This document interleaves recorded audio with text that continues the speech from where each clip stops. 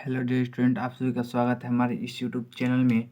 तो इस वीडियो में हम लोग कक्षा 10 के विज्ञान के बायोलॉजी का जैव प्रक्रम पोषण 1 का क्वेश्चन, मोस्ट इम्पोर्टेंट क्वेश्चन करेंगे। ठीक, मोस्ट इम्पोर्टेंट क्वेश्चन करेंगे जो बोर्ड एग्जाम में 100% आएगा। ठीक, तो आपका पहला टॉपिक है प्रकाश संश्लेषण। यानी जो प्रकाश संश्लेषण है वो आपको पता होगा कि पौधों में होता है। तो प्रकाश संश्लेषण के बारे में आपको लिखने के लिए आएगा। ठीक, तो देखिए क्या लिखना है आपको। लिखना है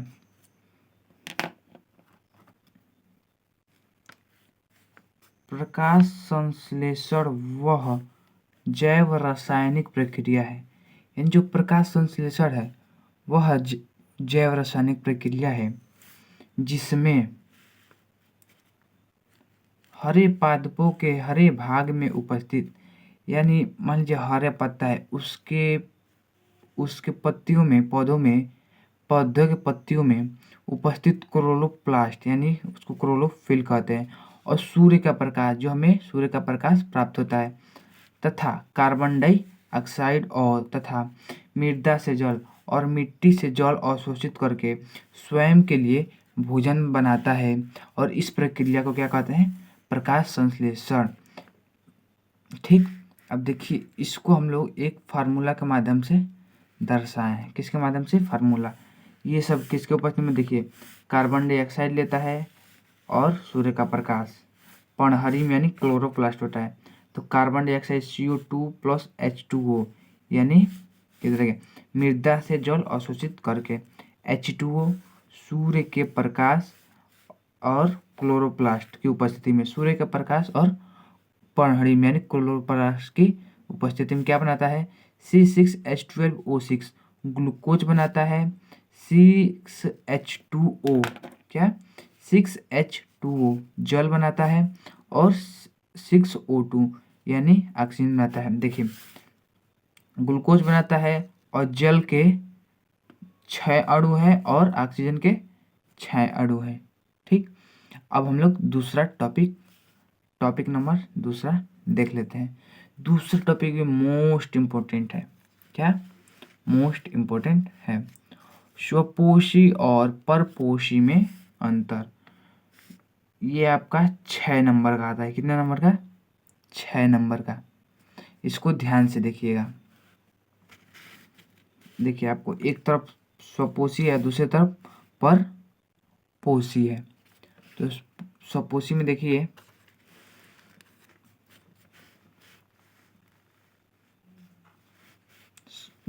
थोड़ा सा डिस्टर्ब होगा, थोड़ा सा देख लीजिए। स्वपोषी में देखिए स्वपोषी पोषण, वे जीव जो अपना भोजन स्वयं बनाते हैं स्वपोषी पोषण कहलाते हैं। यानी वे जीव जो अपना भोजन स्वयं बनाते हैं, जैसे मान लीजिए पेड़ पौधा है, वो अपना भोजन स्वयं बनाता है, किसी का सहायता नहीं लेता है।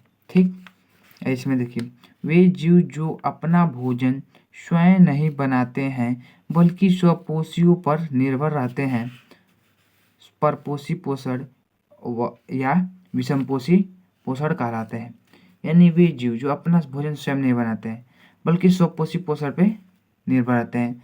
जैसे मान लीजिए हम लोग मानव है, वो अपना भोजन स्वयं नहीं बनाता है, स्वयं दूसरे की सहायता लेता है। जैसे पेड़ पौधे हो गए, उसके सहायता से हम लोग अपना भोजन प्राप्त करते हैं, तो परपोषी पोषण में आ जाएगा। ये आपका एक अंतर हो गया। ठीक, अब दूसरा अंतर देखिए।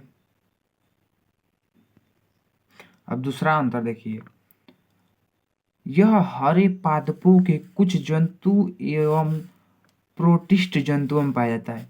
यानी जो हरे पेड़ पौधे होते हैं और कुछ जंतुओं एवं प्रोटिस्ट जंतुओं में पाया जाता है स्वपोषी पोषण। ठीक, अब परपोषी पोषण में देखिए यह कवक एवं जंतुओं में पाया जाता है।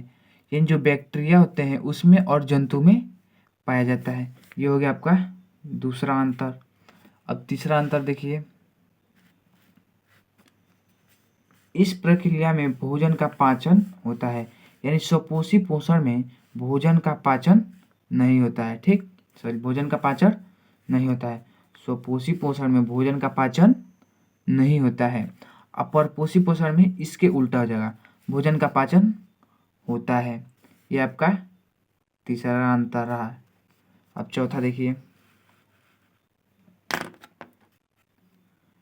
चौथा कह रहा है स्वपोषी पोषण में सौर ऊर्जा को ग्रहण करने हेतु हरित लवक की आवश्यकता होती है।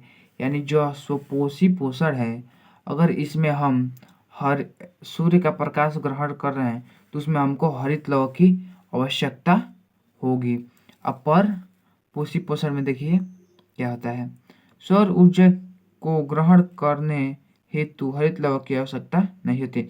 इसके उल्टा ये है परपोषी, इसमें सौर ऊर्जा को ग्रहण करने के लिए हरित लवक की आवश्यकता नहीं होती है। अब तीसरा, अब ये हो गया आपका कितना, चौथा अंतर। अब पांचवा देखिए, एग्जाम्पल है। स्वपोषी पोषण में कौन आ जाएगा, पेड़ पौधे आदि। स्वपोषी पोषण में कौन आएगा, पेड़ पौधे और अन्य जीव आएंगे सब, ठीक। और ये देखिए परपोषी पोषण में मानव आ जाएगा, जंतु, जीव जंतु, कवक और आदि, और यानी और सब भी आएंगे, ठीक। अब देखिए चौथा पॉइंट, मतलब हम लोग का चौथा टॉपिक, सॉरी तीसरा टॉपिक क्या है। तो हमारा चौथा टॉपिक है रंध्र। ये हर बार पूछता है, हर बार रंध्र पूछता है, ठीक। इसको आपको लिखना है, देखिए किस तरह। पादपों की पत्तियां तथा अन्य कोमल वायवीय भागों की बाह्य त्वचा में छोटे छोटे छिद्र पाए जाते हैं। पादपों की यानी पेड़ पौधों की तथा अन्य कोई कोमल वायवीय भाग है, यानी पेड़ पौधा है चाहे अन्य कोई भाग है, उसमें छोटे छोटे छिद्र पाए जाते हैं, उसमें छोटे छोटे छिद्र पाए जाते हैं जिन्हें रंध्र कहते हैं, जिसे रंध्र कहते हैं। अगर आपको समझ नहीं आएगा तो आप कमेंट बॉक्स में बता दीजिए, हम इसको और अच्छी तरह से समझाएंगे, ठीक।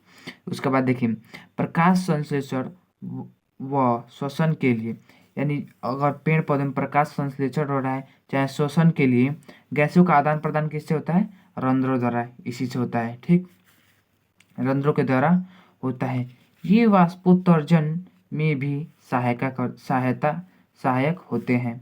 यानी वाष्पोत्सर्जन, यानी जो पानी अगर गर्म करेंगे वाष्प बनता है, उसी प्रकार रंध्रों में भी वाष्पोत्सर्जन होता है, जो रंध्र में सहायता करता है। कौन, रंध्र सहायता करता है। पेड़ पौधे में वाष्पोत्सर्जन की सहायता कौन करता है, रंध्र करता है, ठीक।